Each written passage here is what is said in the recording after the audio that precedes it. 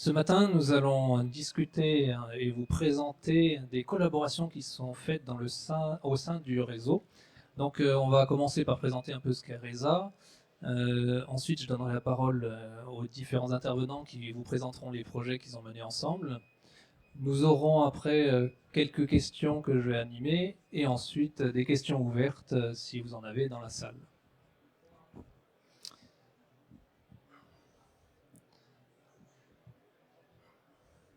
Hop. C'est bon, ça suit. Donc RESA, le réseau des entrepreneurs innovants du Sud Alsace. RESA est un réseau d'entreprises de proximité et un réseau d'entreprises industrielles.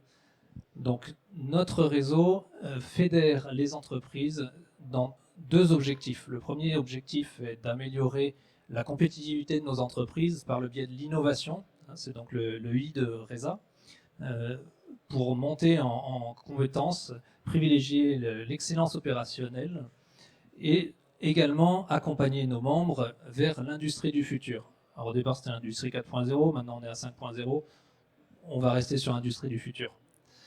Nos axes de travail, donc on travaille principalement sur les aspects de transformation numérique, la décarbonation de l'industrie par le biais de la mutation énergétique, alors qui était un sujet au départ où on avait plutôt des entreprises qui étaient volontaires là-dessus. Actuellement, avec la situation que vous connaissez tous, on est en plein au cœur du sujet que beaucoup d'entreprises mettent en avant actuellement.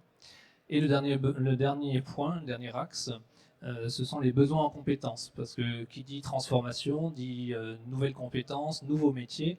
Donc un de nos objectifs, c'est aussi d'arriver à capter ces besoins en compétences pour pouvoir les retransmettre aux acteurs de la formation, autant en formation initiale qu'en formation continue, pour les collaborateurs de nos entreprises. Concrètement, qu'est-ce qu'on fait? Alors, nos actions consistent déjà à faire la promotion du savoir-faire de nos membres. Nous faisons également partager les savoir-faire par des visites d'entreprises ou de plateformes, comme par exemple la plateforme Quatrium que nous sommes allés visiter le mois dernier. Nous proposons aussi des ateliers thématiques, alors cette année principalement orientés sur l'innovation, qui est au cœur de notre ADN, et également des partages de bonnes pratiques. Et nous avons enfin une partie plutôt informative avec des déjeuners thématiques et des conférences. Au jour d'aujourd'hui, nous sommes 26 entreprises membres, alors d'un peu toutes les tailles, d'un peu tous les secteurs d'activité, ce que nous souhaitons étoffer également. Alors je vois qu'il y en a qui prennent des photos. Vous retrouvez tous nos membres sur notre site internet resa-alsace.com. Donc vous aurez toutes les informations là-dessus également. Et nous sommes accompagnés également par nos membres institutionnels comme l'ADIRA, la CCI, Grand Innov Plus, le Pôle Véhicule du Futur, le Technopôle Mulhouse et l'Université de Haute-Alsace. Voilà un peu pour la présentation. C'est une présentation très simplifiée. N'hésitez pas à venir nous croiser sur notre centre J10. On aura le temps de discuter un peu plus longuement et vous présenter un peu plus en détail ce qu'on peut faire avec RESA. Aujourd'hui, sur notre table ronde, nous allons présenter un peu les projets collectifs qu'on a pu mener déjà cette année passée et nos réussites.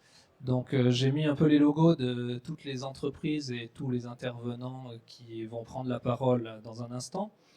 Donc je vais peut-être, chacun va peut-être se présenter individuellement. Ce que je propose, c'est de faire par projet. C'est-à-dire que, par exemple, on commence sur le premier projet avec un ou deux intervenants qui se présentent le projet. Vous passez le micro ensuite aux intervenants suivants. Donc on va le faire tout simplement en commençant de ce côté et en allant jusqu'à de l'autre côté sur les projets. Je vais passer la parole à Christophe, qui est à ma droite. Vous m'entendez? Très bien. Bonjour à tous. Donc Christophe Korn, président du directoire et fondateur de Systentia, éditeur de logiciels dans le domaine de la cybersécurité. Notre métier, c'est de protéger nos clients avec des solutions logicielles permettant de continuer à travailler de la façon la plus sécurisée possible. Donc ça va concerner la gestion des mots de passe, la gestion des accès, la gestion des identités. Nos clients sont en France et à l'international, de toute taille, des grands groupes, comme des PME et des structures publiques. En résumé, c'est 130 collaborateurs, le siège est à Sausheim, à côté d'ici, avec des bureaux également à Paris et à Rennes. Voilà.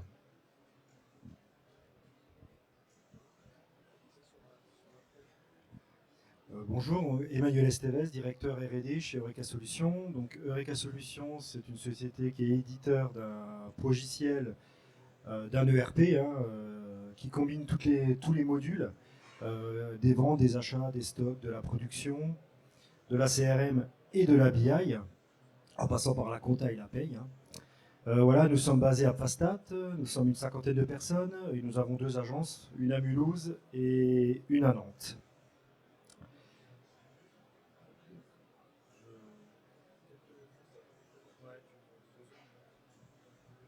Oui, alors pour rentrer dans le concret par rapport au sujet cyber, ce que nous avons fait avec Eureka Solutions est relativement simple. Nous avions un cas client et on est dans un contexte où on a besoin de permettre à nos clients d'accéder à une application qui se trouve dans son data center, d'y accéder de façon sécurisée, où que soient les utilisateurs qui y accèdent, partout à travers la planète, et avec la meilleure sécurité. Et il se trouve que cette application était un peu réfractaire à être embarquée comme ça dans un environnement sécurisé. Et comme elle se situait sur un environnement IBM, nous avions très peu la capacité de tester et de vérifier ce qui pouvait fonctionner et pas fonctionner. On avait besoin d'avoir la chaîne complète d'authentification, de gestion de la sécurité, de chiffrement, et pour cela, de le mettre en œuvre en test. Comme Eureka, et Emmanuel le présentera, a au cœur les technologies IBM, dans le cadre de RESA, on s'est adressé à Eureka pour avoir cet environnement test, et nos équipes se sont mises en relation et ça nous a permis de tester et de réussir à passer un obstacle technologique sans l'intervention de la société Eureka Solutions. On n'aurait pas pu avancer plus loin et satisfaire notre client. Donc c'est un bon sujet de partenariat. C'est vrai que sur les plateformes IBM, on n'est pas beaucoup d'acteurs dans la région déjà, et le fait de coopérer avec Systentia nous a paru naturel en fait, pour pouvoir leur permettre de tester leurs produits sur une machine IBM en leur autorisant les accès sur nos serveurs à distance. Donc on a tout pu faire à distance en fait, ça a été relativement vite mis en place, on va dire ça. Et comme on a la maîtrise technique aussi de nos solutions, donc c'est d'autant plus facile en fait de proposer en fait les différents serveurs à des partenaires pour qu'ils puissent tester leurs solutions. Donc concrètement, qu'est-ce que vous avez proposé? En fait, alors notre ERP tourne sur plateforme IBM. Donc, comme on a des IBM, enfin des serveurs de prod, de développement, en fait, on leur a alloué un serveur de développement qu'on n'utilisait pas. On a virtualisé un serveur de développement, pardon, pour Systentia, et on leur a donné les accès via un VPN pour qu'ils puissent se connecter et puis faire les différents tests. Très bien. Un commentaire? Non, je trouve que la force de RESA, ça va être aussi dans la réactivité. C'est-à-dire qu'on aurait probablement trouvé un partenaire qui a ce type d'environnement, mais on aurait pris des délais qui n'étaient pas compatibles avec notre exigence clientèle. Et donc RESA, dans un court laps de temps, déjà parce qu'on connaît les acteurs, on les côtoie au quotidien, et puis après ce sont des rencontres humaines, et donc quand on a la relation directe de personne à personne, on va très vite, et ça s'est fait je dirais pas en quelques minutes, mais quasiment. Donc c'est vraiment la force d'un réseau que de pouvoir avoir cette agilité qui est directement en rapport avec nos exigences au quotidien en tant qu'entrepreneur et entreprise. Merci. Je vous propose de passer au projet suivant. Alors on va le faire toujours dans l'ordre, entre Systentia et FH Energy System Clemcy. Je passe la parole à Jocelyn. Oui, bonjour tout le monde. Donc, Jocelyn Zindi, directeur du développement commercial des offres industrie pour FH Energy System. Donc, quand on parle des offres industrie, on parle des offres industrie du futur aussi. Donc, c'est-à-dire l'introduction de briques technologiques pour proposer des nouveaux services à valeur ajoutée à nos clients, comme la data science, l'intelligence artificielle, la cybersécurité, etc. Je parle du projet. Donc, on travaille sur différents projets, bien évidemment. Là, le projet que je vais prendre en exemple, c'est la métropole du Grand Lyon qui nous a confié le maintien en condition opérationnelle des systèmes d'information de ces tunnels. Donc, vous connaissez tous notamment le tunnel de Fourvière. Vous imaginez le niveau d'exigence sur la disponibilité de ces équipements. Et donc, on travaille, nous, sur les 7 tunnels de la ville de Lyon. Maintien en condition opérationnelle veut dire maintenir les équipements, maintenir les matériels, maintenir les logiciels à bon niveau, corriger les anomalies s'il y en a encore, faire les évolutions lorsque c'est nécessaire, mais ça veut aussi dire faire le maintien en condition de sécurité, c'est-à-dire s'assurer que la cybersécurité de l'ensemble de ces systèmes d'information est à jour. Et un audit de cybersécurité a été fait sur ce système d'information. Un certain nombre de failles ont été identifiées, des propositions de remédiation ont été proposées aux clients, qui en a retenu certaines, dont la mise en place d'un bastion, d'une solution de sécurisation qui n'était pas prévue initialement sur le projet. Avec le client, nous avons fait un groupe de travail pour étudier les différentes solutions qui existaient, retenir la meilleure solution possible. Dans la liste de solutions, il y avait une solution Clean Room de Systentia qui a été retenue, plébiscitée par le groupe de travail. Nous faisons partie de REISA, Systentia aussi. C'était un facteur supplémentaire, mais ça n'a de loin pas été le seul facteur. C'est vraiment sur la qualité de la solution, son positionnement. Mais le fait d'être tous les deux dans le réseau REISA nous a permis d'avancer beaucoup plus vite.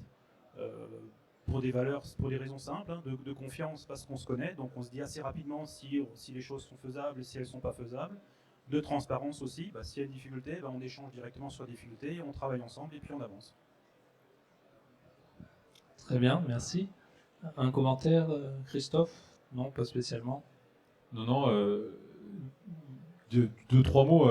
Alors, merci Jocelyn par rapport à ce partenariat, parce que Clavcy et tout ce qui est fait par le groupe Eiffage en termes industriels est très visible et pour nous c'est un sujet très intéressant, d'autant plus qu'aujourd'hui le sujet de la cybersécurité est souvent un élément clé de l'industrie du futur. On ne peut pas améliorer la capacité de nos entreprises demain si on n'a pas en même temps une bonne protection.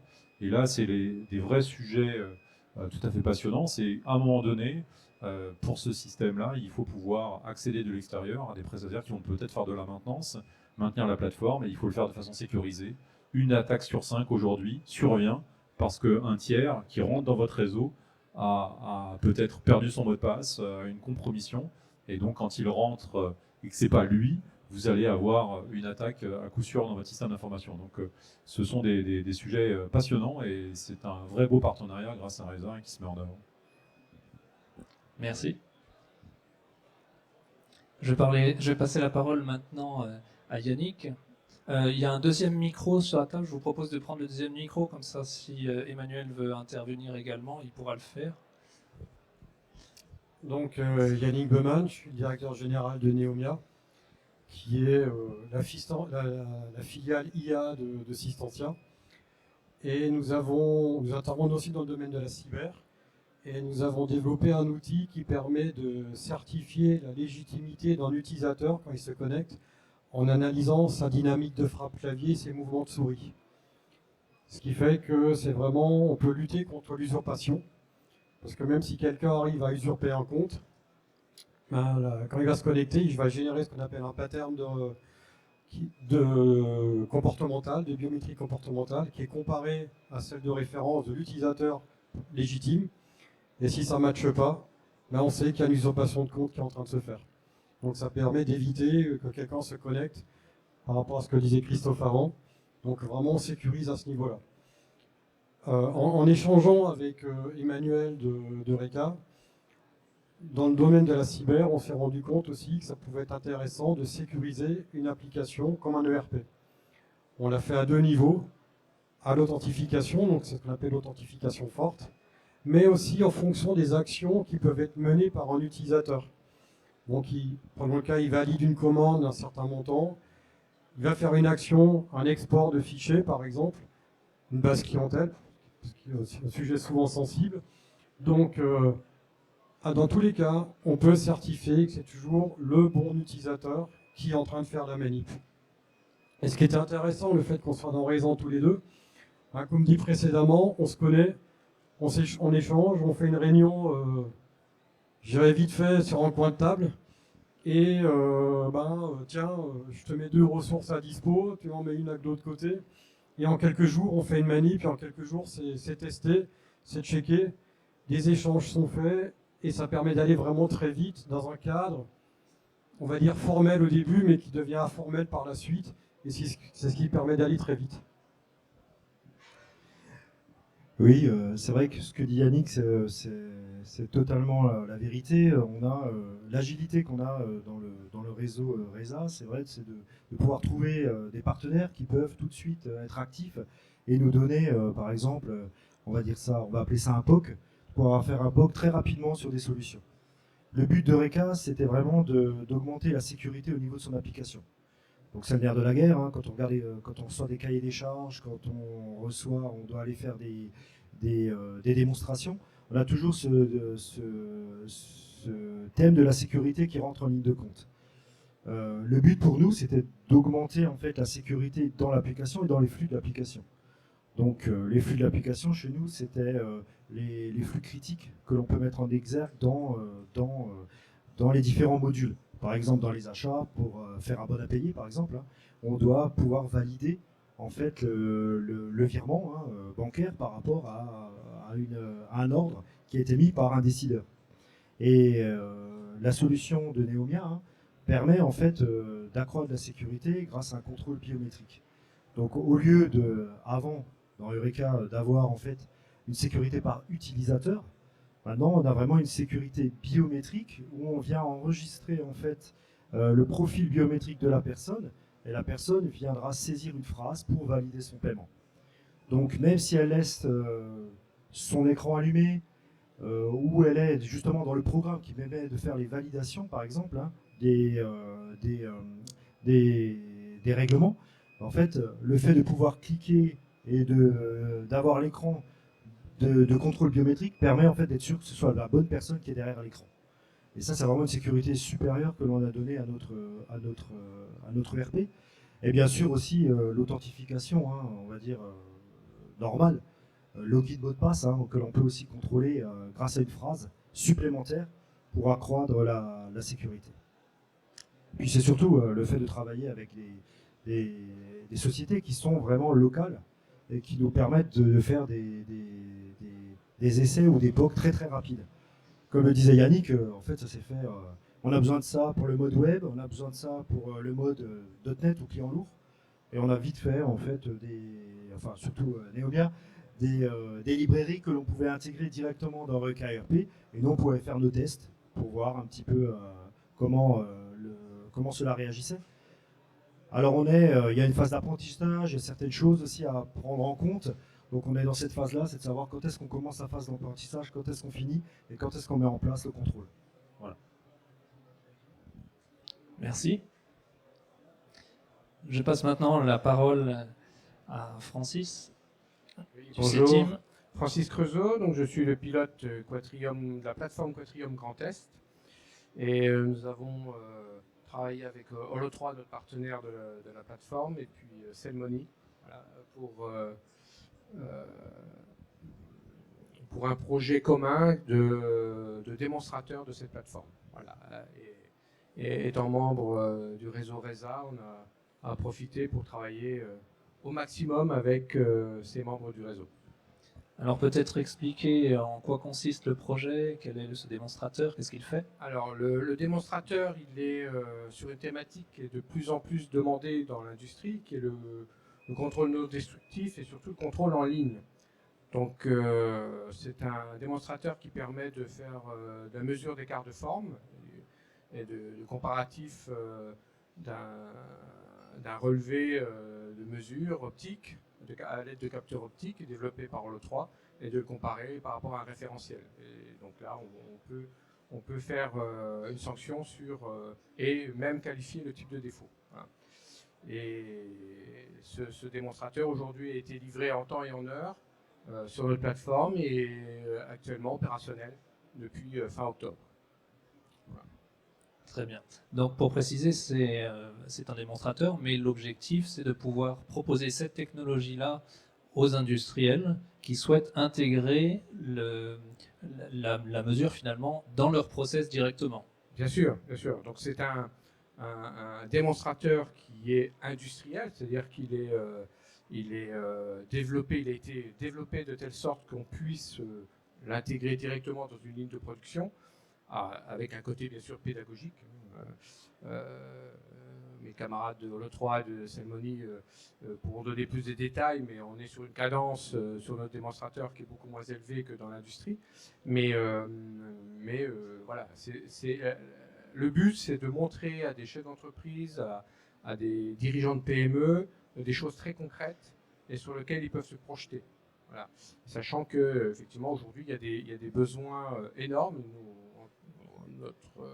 Le groupe CETIM le ressent de manière très concrète sur des besoins dans toutes les filières pour du contrôle en ligne. Voilà. Donc c'est une thématique qui est très d'actualité et qui méritait d'être intégrée sur notre plateforme Quatrium.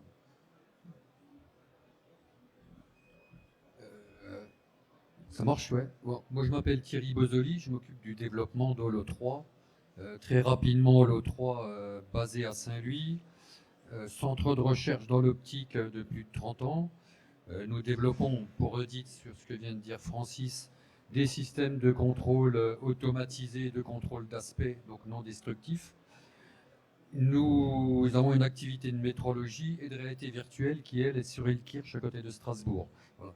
Le CETIM, c'est une longue histoire avec Holo3. Nous appartenons autour de Carnomica au même monde de la recherche collaborative depuis 10 ans, 20 ans ou 30 ans. Donc on a appris naturellement à travailler ensemble. Et c'est pour ça aussi que le CETIM, dans le cadre de développement des plateformes Quatrium, peut-être qu'il faudra que tu expliques ce qu'est un peu Quatrium, s'est rapproché de l'O3 et d'ailleurs nous sommes officiellement partenaires du CETIM sur ces plateformes Quatrium, en tout cas celle de Mulhouse. Voilà. La technologie qui a été développée est un copie-coller entre guillemets d'un équipement qui est aujourd'hui en ligne chez Stellantis à Charleville-Mézières. Donc c'est une technologie qui est dédiée à faire le contrôle de pièces de forme complexes.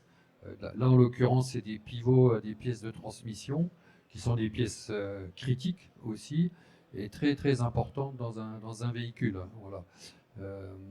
On est sur des cadences de 10 secondes par pièce. Vous l'avez compris, on remplace des fonctions parfaitement humaines. Voilà. Donc le CETIM souhaitait mettre en avant des nouvelles technologies. Donc on a proposé cette techno qu'on appelle aujourd'hui communément Scan 3D. Nous a demandé de réaliser un équipement clé en main. Il m'a semblé naturel de me rapprocher de Selmoni. Alors certes, il y a le réseau, il y a l'écosystème, il y a peut-être de l'affect aussi entre les gens, parce que c'est important. Un réseau, un écosystème, il faut qu'il y ait de l'affect entre les personnes, les entreprises pour que ça fonctionne. Oui, enfin, ça fait la confiance pour reprendre. Voilà. Je vais peut-être laisser parler Gérald sur ce qu'il a fait. Voilà. Juste un petit point, comme l'a dit Francis, ces démonstrateurs, certes, ne sont pas bridés, bloqués, ils permettent aussi de mettre en configuration les pièces des clients. L'industriel peut venir avec les pièces qui peuvent être complètement différentes de celles de l'automobile et on peut simuler et démontrer toute la pertinence de la technologie. Voilà. On est quand même dans le domaine du high-tech, ne nous trompons pas. Bonjour, je m'appelle Gérald Simon, je suis le directeur général, avec Daniel Claudy, on dirige la société Selmoni qui est basée à Alkirch. Nous sommes 43 personnes et nous intervenons dans les métiers de l'automatisme et de l'informatique industrielle. En 2019, on a créé une unité mécanique et dans ce cadre-là, on a pu, sur le projet du CETIM, Thierry nous a fait rentrer dans ce projet pour d'une part concevoir les éléments mécaniques. C'est un robot en fait qui vient prendre les pièces et les présenter devant le capteur. Et également réaliser la couche contrôle-commande, la partie automatisme, et la couche communication entre l'application Holo 3 et nécessairement l'application qui fait déplacer les pièces. Moi, ce qui m'a plu dans le fonctionnement d'être comme ça dans RESA, c'est que Thierry le disait, on est dans de la high-tech. Quand on est dans la high-tech, il y a des points qui sont bien établis avec une maturité technologique. Il y a d'autres points qui sont en création de maturité. Donc l'intérêt quand on est dans un réseau RESA, c'est qu'on va très vite. Les collègues l'ont dit également. Il y a 2 paramètres pour moi qui sont importants d'être dans un réseau. C'est la confiance qui s'établit entre les membres et cette particularité d'aller très vite sur les sujets. Je pense qu'un sujet tel que nous l'avons vécu, si ça n'avait pas été au sein du réseau, personnellement, je pense qu'on perdait entre 3 et 6 mois de plus, quoi. Voilà, je pense que c'est un élément fort d'être dans le réseau, quoi. Oui, c'est significatif, effectivement. Oui, je souhaite rebondir sur ce que vient de dire l'équipe, Holo 3 et Cellmony. C'est que Quatrium, c'est un réseau national, mais s'appuie sur des réseaux locaux. Et RESA le montre parfaitement, c'est qu'on peut gagner énormément en réactivité, en confiance, en s'appuyant sur ces réseaux.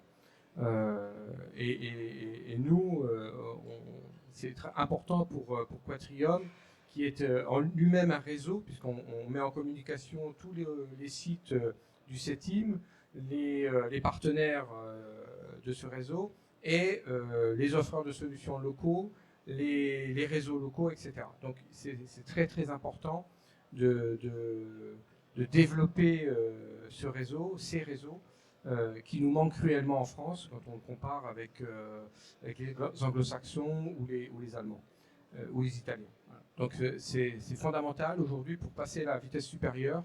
Il faut absolument que ces réseaux se développent. Mais effectivement, ça passe par une grande confiance, ça c'est évident, et un partage de valeurs. Hein, c'est fondamental pour développer l'emploi local et les compétences locales. Hein, ça va avec, bien sûr. Donc ça, Quatrium est là pour ça. On est mandaté par l'État et par les régions pour développer tout le tissu industriel, et en particulier les PME. Les PME qui ont besoin d'être accompagnées et d'être mis en relation avec l'écosystème. Merci. Alors, merci à tous pour la présentation de vos projets. Moi, ce que je propose, c'est un petit temps de questions-réponses. Alors, je vais juste me remettre sur la bonne diapo. Voilà. Alors, certaines thématiques, vous les avez déjà abordées, mais je vais quand même reposer la question, puis chacun pourra s'exprimer s'il le souhaite sur ces questions-là. Déjà, un point dont on n'a pas parlé, on a déjà présenté un peu qu'est-ce qui a facilité ces projets, mais la question est là, quelles sont les difficultés spécifiques sur des projets collaboratifs, donc où on a plusieurs intervenants, et également sur des projets innovants. Quelles sont les difficultés que vous avez rencontrées ?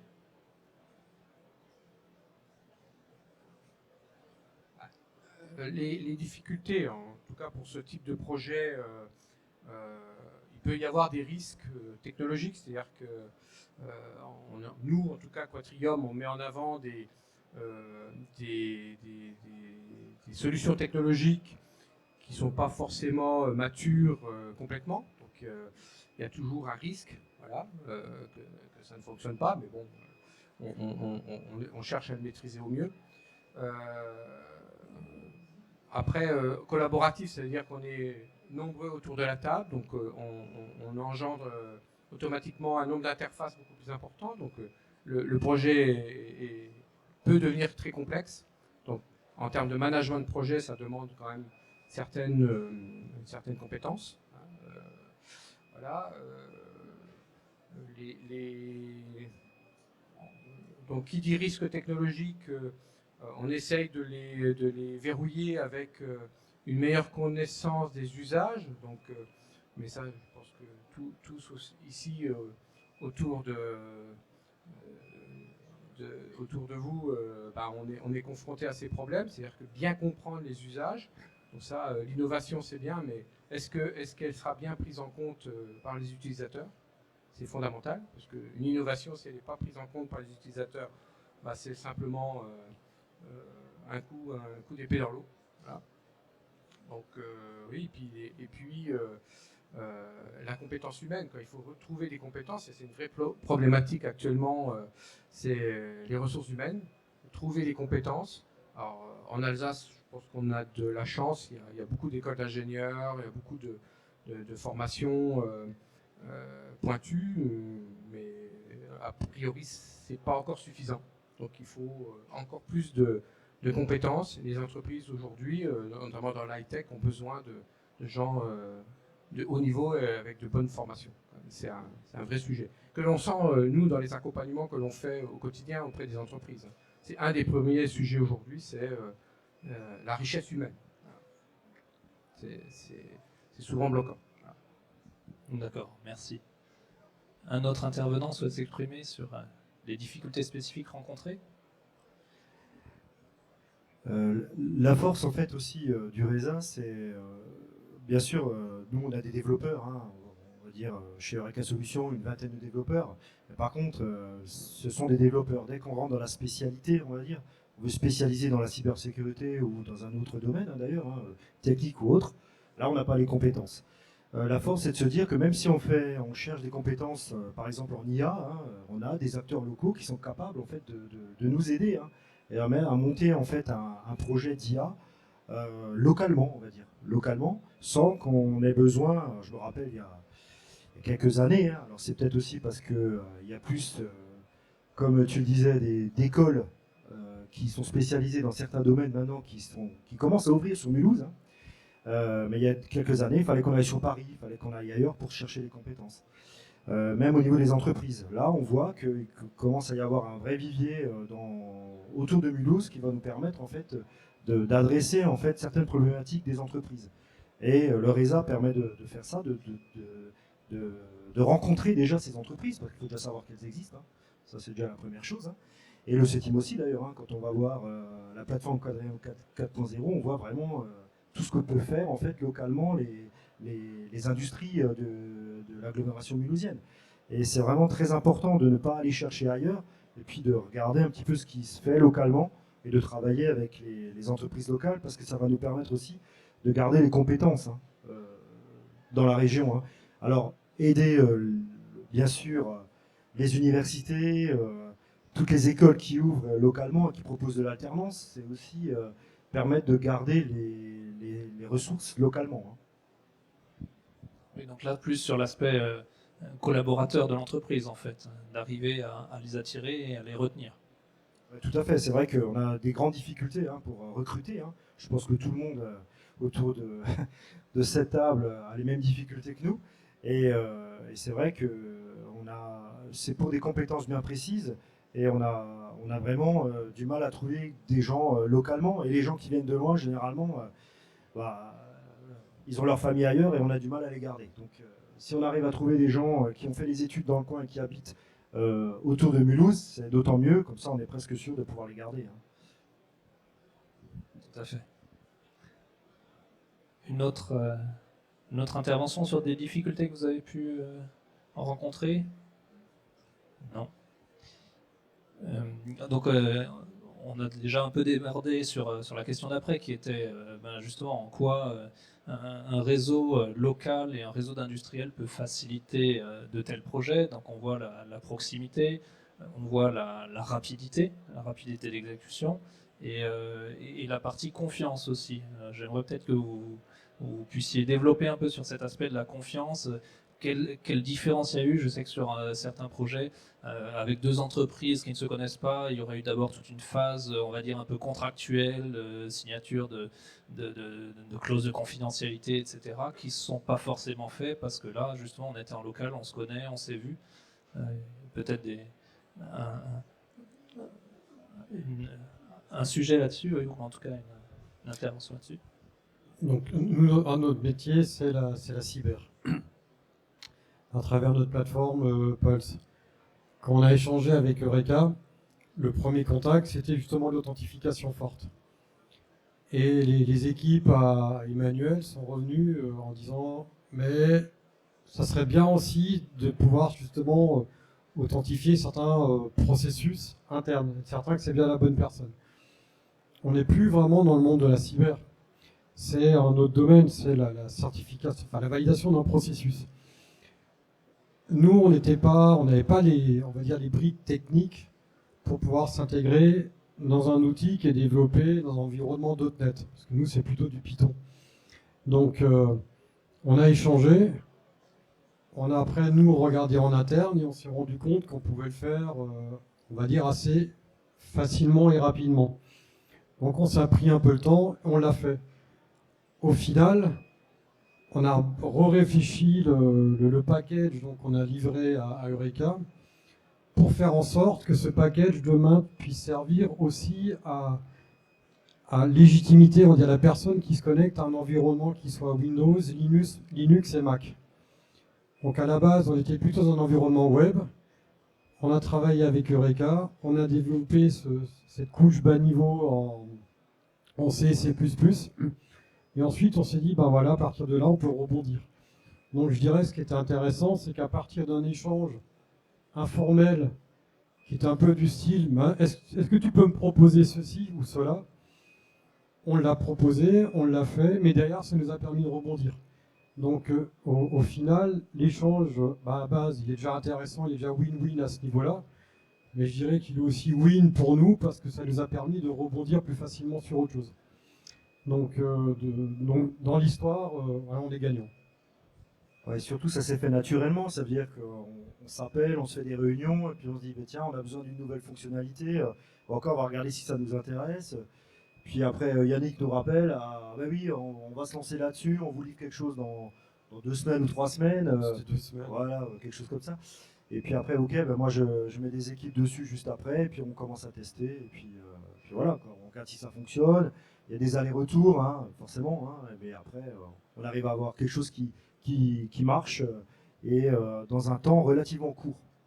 Et c'est ça qui est intéressant. C'est vrai que si on était passé par, si on ne s'était pas connu dans le RESA, ou si on ne se connaissait pas même un petit peu personnellement, ça nous permet aussi de s'affranchir de tout ce qui est, on va dire, contrat. On fait des POC très rapides, et après on se dit, ok, maintenant on va plus loin, et là on officialise la chose. Et puis, on permet aussi aux développeurs de communiquer entre eux. Donc c'est pas juste entre Emmanuel et moi, c'est aussi, je veux dire, un cran en dessous, façon de parler. Et donc ça permet aussi de gens d'échanger sur des bonnes pratiques, d'un tel environnement pour faire ceci, cela. Donc ça mène aussi une richesse à ce niveau-là. C'est vrai que c'est un point que je n'ai pas précisé au niveau de RESA, mais en fait c'est vraiment l'entreprise qui est partenaire du réseau, c'est-à-dire qu'on ne s'adresse pas uniquement aux dirigeants de l'entreprise. Tout ce que nous proposons en fonction des thématiques est ouvert à chaque collaborateur de toutes les entreprises membres en fonction de leurs intérêts et de la thématique qui est abordée. Je ne sais pas si vous avez encore quelque chose à ajouter, sinon on peut passer peut-être à la séquence de questions de l'Assemblée, si les personnes qui sont là veulent poser des questions à nos présentateurs. N'hésitez pas à vous manifester.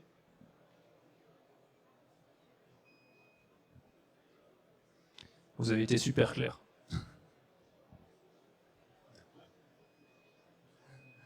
Très bien, mais écoutez, je vous propose de passer la parole à Lucas, le président de RESA, pour le mot de la fin.